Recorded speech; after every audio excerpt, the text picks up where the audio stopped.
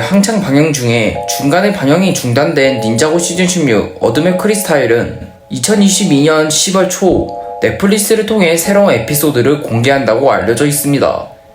그리고 직접적으로 제작진이 이번 시즌이 닌자고 정규 시리즈의 마무리라는 언급을 하게 됨으로써 각 캐릭터들이 어떠한 행보를 보여줄지가 상당히 주목을 받고 있습니다. 그렇기 때문에 오늘은 닌자고 시리즈를 대표하는 로이드의 충격적인 근황인 골드 옴니에 대해서 한번 알아볼까 합니다. 시즌 16의 2부의 반영이 확정이 됨으로써 점점 갈수록 닌자고 시즌 16 2부에 대한 소식들이 나오고 있는데요. 그 와중에 골드 드래곤과 골드 옴니만큼은 큰 공개나 유출이 없는 모습을 보여주고 있습니다. 그렇기 때문에 이 골드 옴니만큼은 닌자고 시즌 16의 히든카드, 즉 정말 역대급으로 나올 것으로 보입니다. 사실 닌자고가 10년간 쉬지 않고 반영을 한 만큼 상당히 진입장벽이 높아져 중간중간마다 스토리의 흐름이 끊겨 옴니가 누구인지조차 모르시는 사람들이 있을 것 같아 이 골드 옴니에 대해서 간단히 설명하자면 제대로 된 정보는 아니지만 이름에서부터 알 수 있다시피 도깨비의 힘과 골드 파워를 사용할 수 있는 로이드의 최종 진화 형태일 것으로 보입니다. 그렇기 때문에 기존 골드 파워만을 이용할 수 있었던 골드 닌자보다도 더 강력한 진정한 끝판왕급의 형태일 것으로 보이죠.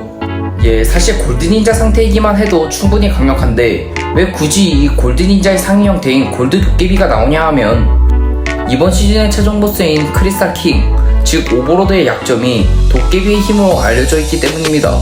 이번 시즌에서 오버로드는 벤지스톤을 이용하기 때문에 과연 벤지스톤의 약점이 이 도깨비의 힘인 건지 아니면은 오버로드가 사용하는 원소인 어둠의 힘의 약점이 도깨비의 힘인지는 아직 제대로 알려지지 않았습니다. 개인적으로는 오버로드가 사용하는 어둠의 힘의 약점은 골드 파워로서 소개가 되기 때문에 개인적으로는 벤지스톤의 약점이 도깨비의 힘이라는 것이 좀 더 설득력이 있을 것 같네요. 실제로 유출된 클립에 따르자면 도깨비의 힘을 사용하는 로이드가 벤지스톤의 철창을 파괴하는 모습을 통해 도깨비의 힘한테 있어 벤지스톤은 큰 의미가 없다는 것을 확인할 수 있었습니다.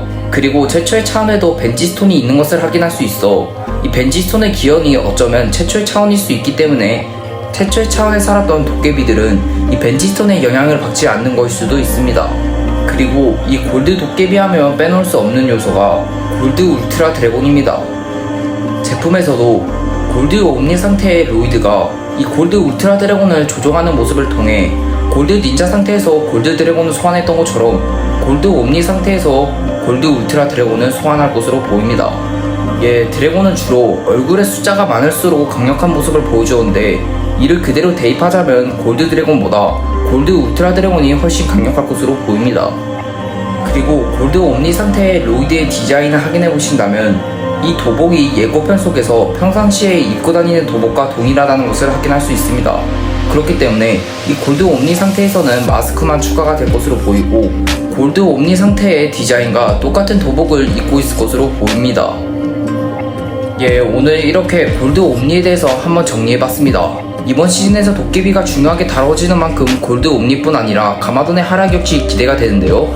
거기에 다시금 로이드가 상실했던 골드 파워를 사용하게 되는 것으로 보였을 때 아마 닌자들의 힘을 해소하고 닌자들이 황금 날개 가뭇의 힘을 이용할 것으로도 보이네요. 어쩌면 최초의 스피니쭈 마스터의 도움을 받아 다시금 골드 파워를 찾게 될 수 있다는 그림 역시 저는 개인적으로 괜찮습니다.